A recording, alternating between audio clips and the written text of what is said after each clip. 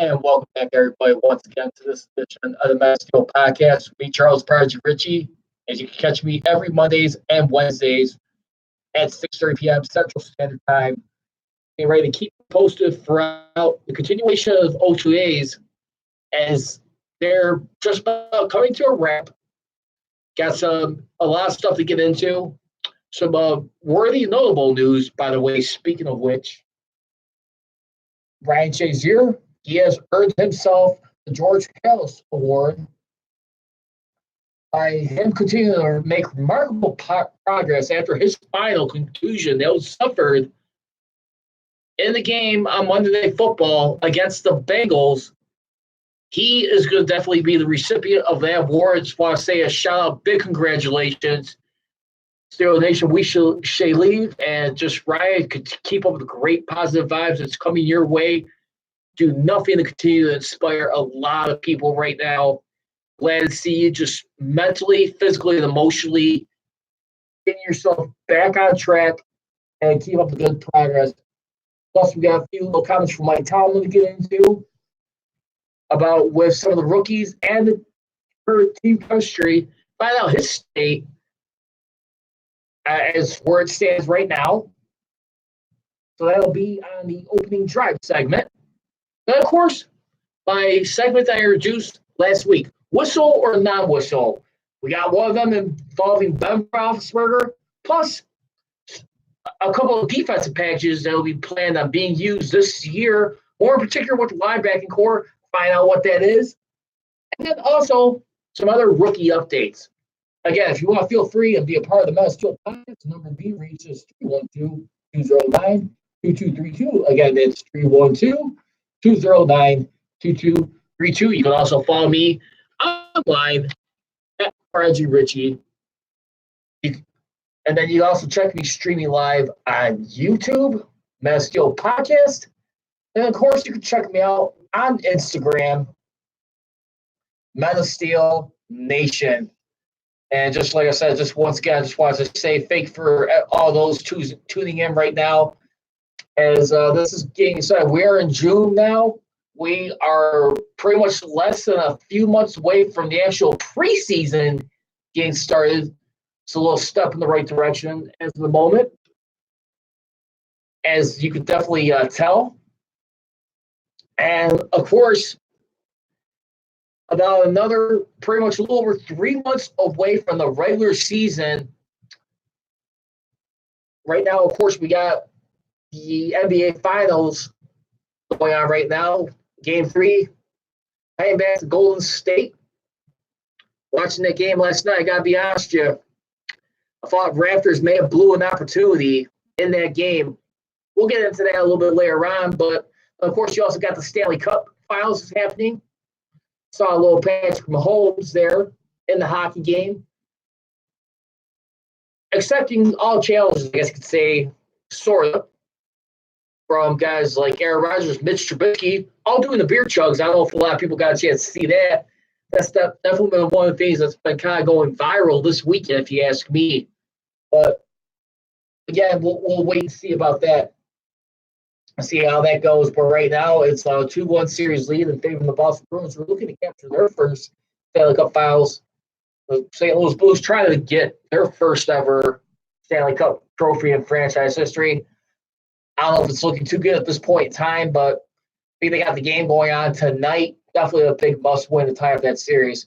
But anyway, back to the Mass Steel Podcast right now. Once again, as always, you catch me every Mondays and Wednesdays at 6:30 p.m. Central Standard Time as we take a look at a lot of things happening. And let's begin with the opening drive. And, of course, one of the things on the opening drive that was reported by Ed Bouchette,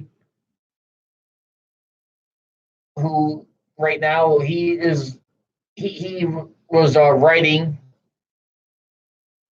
for The Athletic, and he had this to report on Twitter that Steelers Ryan Shazier earns reward from Pro Football Wriers for how he overcame adversity. This is coming from at PFWA Writers.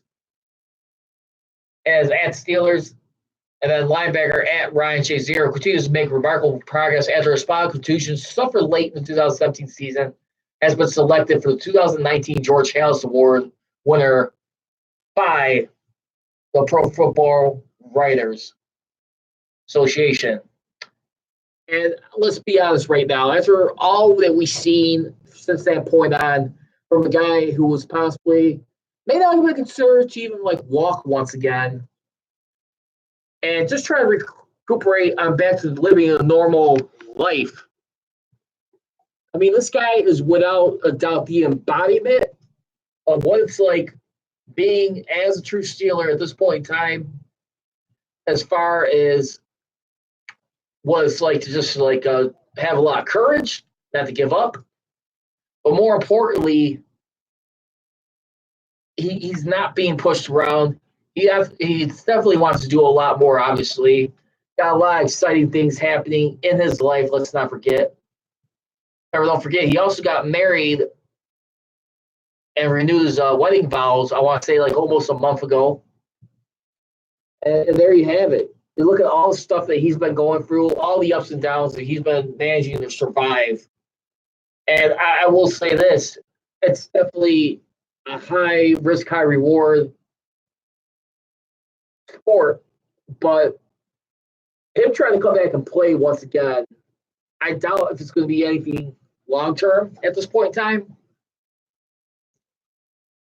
But I won't put it past him if he's able to come back on the field, but being very limited action.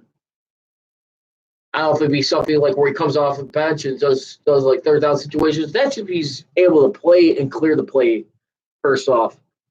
But he is being compensated by the veterans minimum with a little under $500,000 where he's able to get his medical coverage covered. And you just look at the overall journey that he's been here. I mean, just staying with and supporting his team throughout everything. I mean, this is a guy right now who just doesn't know the meaning of the word quit, no surrender, obviously. And here he is. So I just want to say congratulations to him once again. Definitely well deserved, and no doubt about it. Definitely could have happened to one of the more good guys in the NFL. By the way, and that's such an honor to be having that award right now. When you think a lot of the characteristic traits and what he's done at this point in time. But yeah, I think it was just definitely an awesome thing. As we take a look at it, as we look at the history of these awards, I'm trying to look and see if there's ever another Steeler that able to do it back in the history of this thing. So far, he looks like the one in recent memory. The last one to actually become the recipient of this award, as I take a look on their website, it was former wide receiver back in 1985, John Stallworth, another Super Bowl hero in that late Steel Curtain Dynasty run, as far as like on the offense. Or this guy came up huge for Lynn Swan, but this was like about like after 5 years after the fact that pretty much happened. And now we're here. So it is great to see him at least join that rank, see what he does. And we'll see. I think if anything, just like I said, just better continue to take care of him in the long run. Make sure he's got something well beyond his be taken care of, beyond his playing career of football. But yeah, I'll definitely be keeping tabs on that. But as of right now, let's go with some other topics here as we take a look. As far as like on the opening drive, Steelers Mike Tomlin, who was definitely keeping tabs on his playing staff right now, as far as with OTAs. And the following to say, according to Steelers Depot, and it's great. I think if you expect them to work cooperatively together, they have to get to know one another in informal activities. We provide them a platform for that. I think guys just generally enjoy themselves. End quote. As he continues, this is a key time for forming those bonds, but there is never a bad time for that. That is one of the reasons I still like that we are committed to go away training camp, even when others aren't. And I think that's definitely a big thing right there, a big bold statement right there. Obviously, as they make the transition from the likes of who and Le'Veon Bell and Antonio Brown, trying to reform the identity of this team. And definitely, you gotta think right now. It's like I said, all in the effort at this point. A team who definitely realized they missed some opportunities last year, trying to stay focused, did not finish the job. And like I said, I still have concerns about how the season's going to turn out. I still maintain the fact we're going to probably see a little something similar to 2013, where it's going to be a little bit of a slow test, a lot of people's patience as far as the offensive rhythm. I think more so concerned. I think the defense should be just fine. Definitely got a lot of guys to be in on that. I mean, definitely made some good strides in there and some extra insurance, if you ask me. But I definitely feel just everybody all in, especially with rotating the running back game around. I think that's definitely going to be a huge thing for this year as we continue to find out throughout this. And as you look at it, I mean, what do you really get concerned with Mike Tomlin's coaching right now as far as what the team? Guys definitely took a lot of criticism over the years as far as not performing up to par or dominating subpar teams that are not a winning record caliber. And of course, at the same time, there's just big wins when you have to. I mean, it just definitely seems like that. So we'll find out if it's going to be one of those years, if it's going to be a second straight year of missing the playoffs or not. Hopefully, it's not the case this year. But I think definitely right now, as long as you got a guy with Ben Roethlisberger for these remaining 3 years, I don't think you could afford to get away with how you were last time, where you're out of the playoffs for 2 straight years. I don't think he wants to be out of it this time. I think since he's got the remainder of that deal, you want to give him the playoffs at least every year, in my opinion. I don't think you want to miss out at this point, because this is pretty much more than likely, some would think, and I doubt he's going to get another contract beyond this. But, I mean, it's projected where he'll be finishing off when he's about 39 years old. I mean, when you really think of things, I mean, with Ben Roethlisberger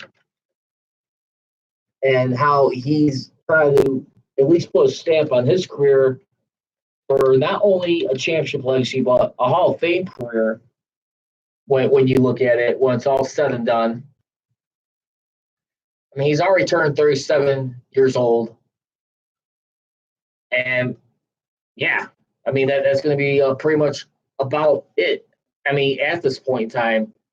So he'll be 39 years old when he finishes out, basically, with this. And I think the Steelers have made a smart gamble. I mean, safe to say. I mean, we shall find out at this point in time. But I definitely do feel I'm with Bill Hillgrove in the sense that when you have a Hall of Fame quarterback, you do stick with him. And he definitely has to point things in the right direction with guiding some plays and teammates along the way. So, again, I think right now they're definitely showing the right chemistry.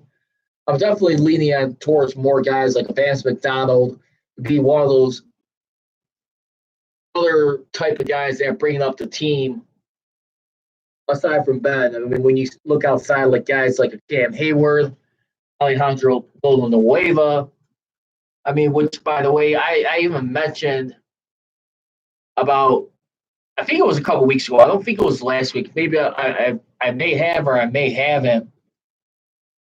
But as far as with the Steelers. Actually, as a matter of fact, I did. I mean, you look at last year's captains. Like I said, you had Ben Roethlisberger, Cam Hayward, Marquise Pouncey, and Chris Boswell. I'm not too sure Chris Boswell's going to get that chance once again, as far as like being one of those captains. But I'm definitely leaning on a guy like a Vance McDonald, who's definitely have a little bit more extra work stepping up when you're without Jesse James and Zach Gentry, which, by the way, we'll get into him a little bit later on, as involving Heath Miller, and you'll find that out.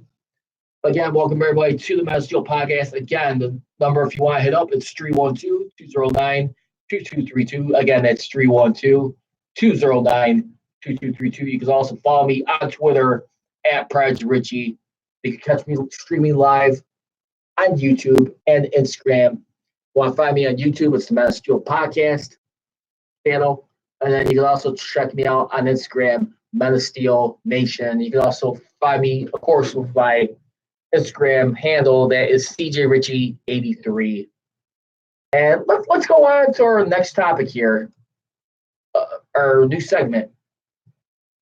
Whistle or no whistle? Or not whistle, I should say.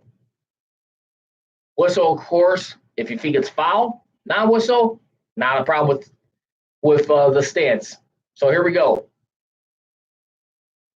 And according to Steelers Deep Poll by Matthew Marcy, and they're looking at this year right now that the Steelers buy or sell, that they'll be able to use 3 inside linebacker packages with Bush, Barron, and Williams.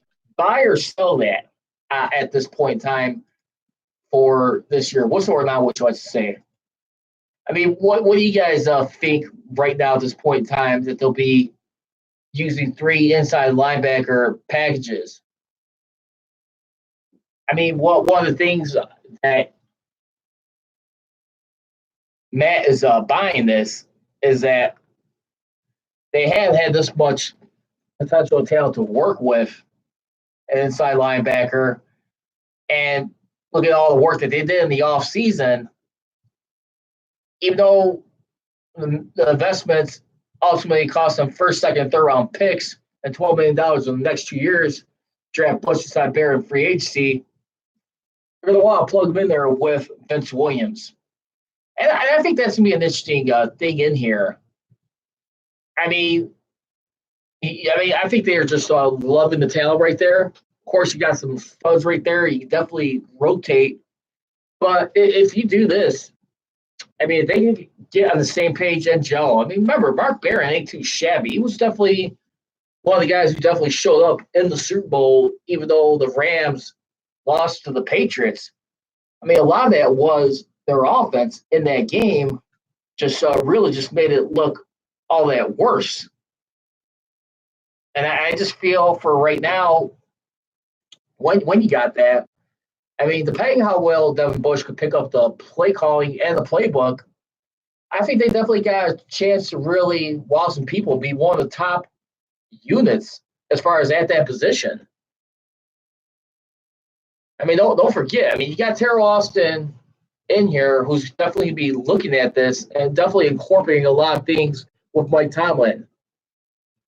I mean, I still have a little bit of wonders with a guy like Terrell Austin. I mean, because when you look at his pro career, like I said, he's really had only one good defensive year, and I think that was with the Bengals that year in his overall coaching career. I mean, assistant coaching career, you should say.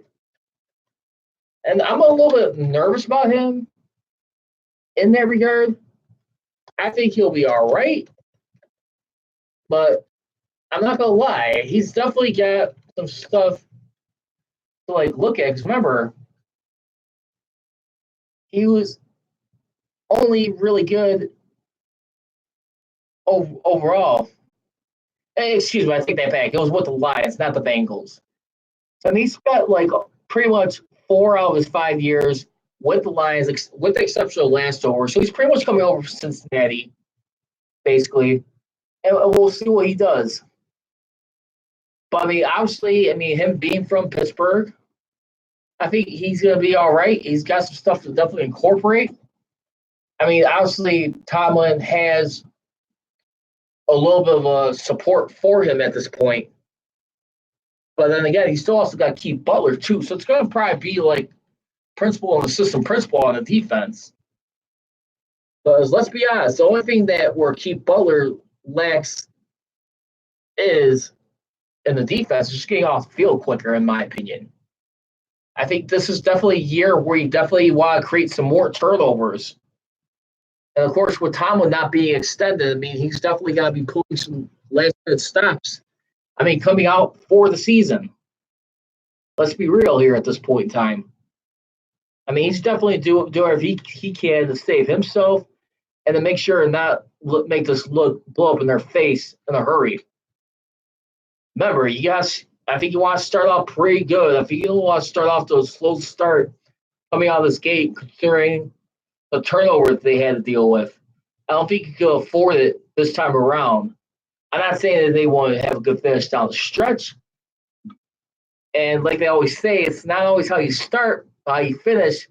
But I think in this case, when you do have to start off like your first month of the season,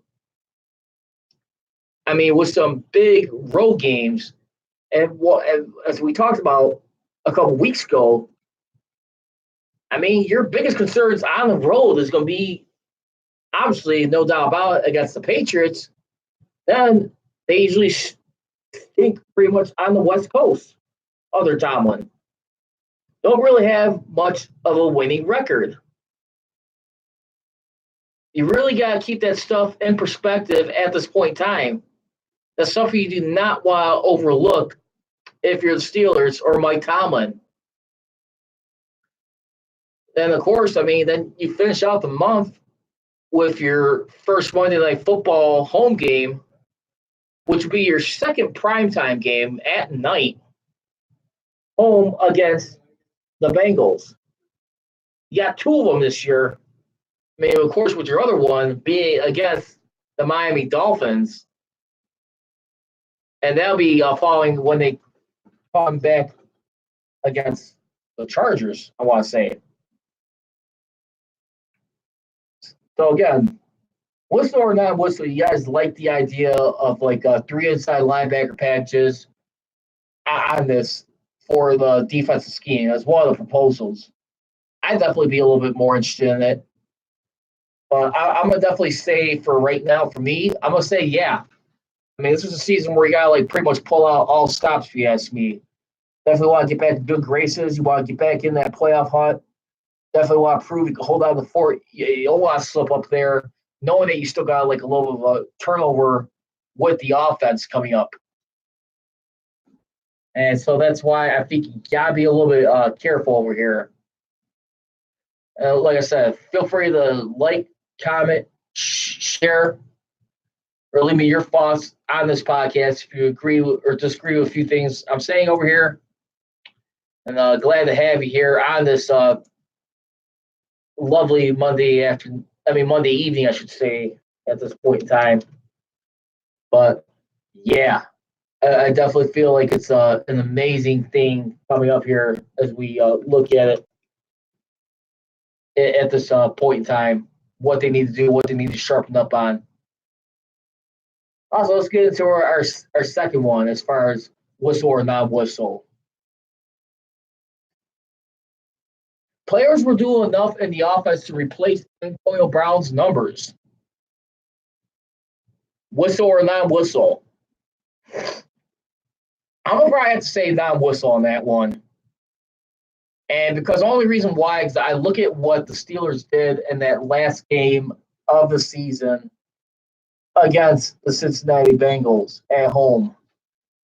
Like I said, you pretty much got a sneak peek what was going to be life officially without both your killer bees and Le'Veon Bell and Antonio Brown. Not that we didn't get like an idea of that in the playoffs last time in that game against the Denver Broncos in Denver, 2015 playoffs. But again, I mean, in that game, he barely scored like 16 points in that game. And a lot of that, I think, was because of 3 field goals by their filling kicker for that game. who was doing well, and it was replacing Chris Boswell in that game. I mean, that was Matt McCrane, who went a perfect 3 for 3 in that game. So again, I mean, you're definitely have some defenses that are going to want to challenge you at this point in time. Definitely want to see how you're going to be going. And no doubt about it, I think right now you want to be a little bit more cautious of the wind, and you want to be a little bit more on guard and just a little bit more red alert as it comes out. I definitely feel that. I just don't want to feel like right now you want to be a team that's looking a little bit more blindsidedly. So I'm going to have to say no on that one for right now, only because Antonio Brown, like him or not, despite how he left Pittsburgh, let's face it, that was like one of the most top receiving talents we'll ever see in a long while. Granted, a lot of that was due to the offense that Ben Roethlisberger was running. You still got to give a lot of credit to like Ben Roethlisberger, and then of course Todd Haley, the schemes that they were running, and also trying to force them to take care of the ball. Obviously, he struggled a lot of that. Still turns it over. I look at Ben Roethlisberger, in my opinion, at this point in his career, I would probably compare him a little bit more to like a Brett Favre at this point in time. I mean, not so much the height, but Ben Roethlisberger is be a guy, like it or not, you're going to want to ride or die with. That's the quarterback you want, like, when the money's on the line and you need to, like, get to that next step, that next level. I definitely feel like he is that person for them. And that's why I look at it and I start to say to myself, you know, I mean, yeah, I mean, that's the only thing that you're going to cringe on with this guy. But at the same time, too, he is a guy at the same time, too, where you're always be high risk, high reward when you look at it on it. And I definitely feel right there, well, when we think about it and when we take a look at it. And so I think Ben Roethlisberger, he's definitely going to be one of the guys right here who's definitely needs to pull this thing out, who needs to make something happen, of course, this year. And we'll find out as we take a look at it. But yeah, definitely got to be a little bit more careful with that. So I'm not gonna lie. I think for right now, you just gotta look at it this way. This is your guy. This is who you extended. I mean, Kevin Colbert, and and Ben Roethlisberger, more importantly, time to start proving people wrong. Start showing everyone why you're still that leader. That guy can still get a grip on things. Be there for your teammates during struggling moments. I think the only thing that bothers me with Ben Roethlisberger is he's still giving consideration to that radio show. He's not willing to like necessarily slam the door closed on that. But I think for right now, it's like, why would you like go back to something that's gonna give you like a little bit more unprecedented press, and not only you, but then the way you're looking like you're throwing your teammates under the bus. Look, Ben Roethlisberger has a lot of great qualities, a great teammate. I definitely feel like, the leadership wise, he definitely has to sharpen up some things. So I'm going to say whistle on that one for the Steelers offensive talent. Try and replace production of Antonio Brown. They're going to be off a little bit more in that. I think it's going to be a little bit more defense than anything, but definitely see some guys more get involved. That's going to be incumbent on Jesus Smith-Schuster, Vance McDonald, and of course James Washington. I think in that order when you look at the offense as far as like the receivers. Then of course you got James Conner and the running game with Jalen Samuels, and we'll see what Benjamin Snell does if he gets any opportunities. I mean, and also too, Diontae Johnson right now, who the Steelers' second pick of this year's 2019 draft selection, and Diontae Johnson, I'm definitely going to be a little bit more interested in him at this point in time, what they're going to do with him, because now when you also look at this way too, Diontae Johnson, who has been selected out of University of Toledo, pretty much known for his special teams, but the anticipation is that Diontae Johnson will be used in some sort of a wild card scheme. And I definitely got to feel that right there. And we'll see. I mean, this is a guy like right here, I mean, who, when we're looking at him, I mean, Diontae Johnson, I mean, this is also another article by Matt of Steeler Depot. They were saying that he didn't have a blazing 4-yard dash line, but Johnson said he did not train for the dash and added that he has game speed, and that's evident on film. And we'll wait and see on that. But here's one of the quotes coming from his teammate, veteran tight end, Vance McDonald. It's fun because he's sort of like this wild card that Ben kind of frozen every now and then, just to sort of see and feel what he can do. But I think the guy can fly, so it'll be fun to see him light up, I think, in preseason. And yeah, I think I think that's fair to say right there. I mean, I think they're definitely liking the speed, but as far as like the overall production, like what he's going to be able to provide on a consistent basis, it's definitely wait to be seen. I think anything my anticipation is going to be is that he's going to probably have to duke it out with Ryan Switzer on that team, who had that job last year. And at the same time, too, I mean, Brad Switzer was one of the guys that Mike Tomlin did not mind having on special teams when it came for certain returns, like punt returns and stuff. And like I said, Switzer is still like a little bit of a question, but I wonder how much longer that's going to last, and if that's something they're going to want to tend to shake up throughout the season. All right, so for that one, for whistle or not whistle, I'm going to definitely say on that one, not whistle. And I think that's fair to say. I mean, he's definitely got like earned stripes on that receiving. You got to believe this got to be the year that Ben Roethlisberger is going to be giving James Washington a little bit more chances to step up, see what kind of shape he gets himself whipped back into. And of course, I mean, Juju Smith-Schuster, he's going to be needing a lot of help, especially from his tight ends and his offensive line and block from his teammates. You got to think about that stuff. And lastly, last but not least, Ben Roethlisberger, which became like a little topic of criticism towards the end of last week. He asked rookie tight end Zach Gentry, who got drafted out of the University of Michigan, wearing Heath Miller's number 83. And he seemed to take a little bit of an exception with him wearing 83.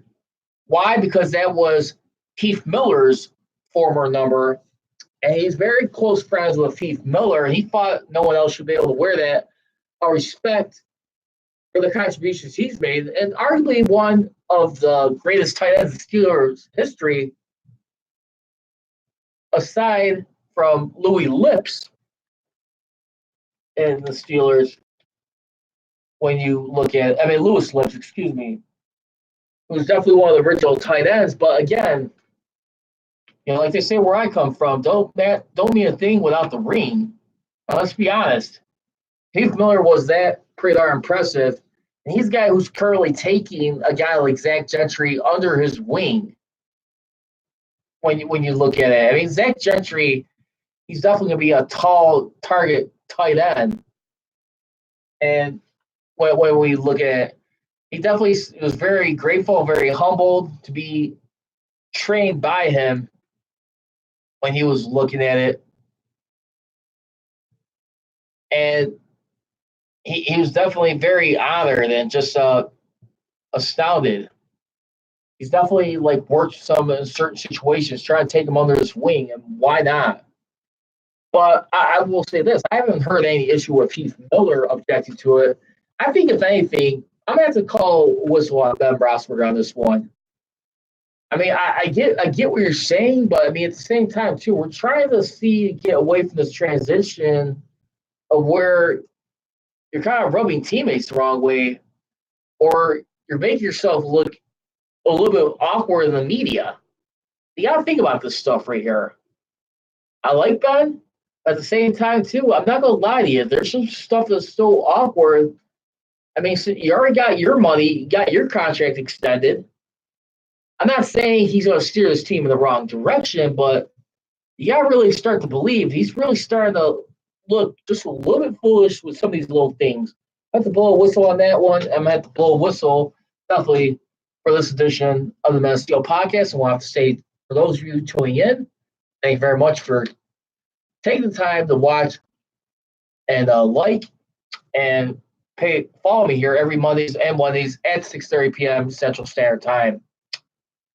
I'm gonna keep you guys posted. I'm in the works of trying to bring back Brian Diarlo back here on the show, get his little continuing takes, especially on where they're at with OTAs. And as I always leave you, don't be trolling, be rolling. Here we go, Steelers. Here we go. I gone.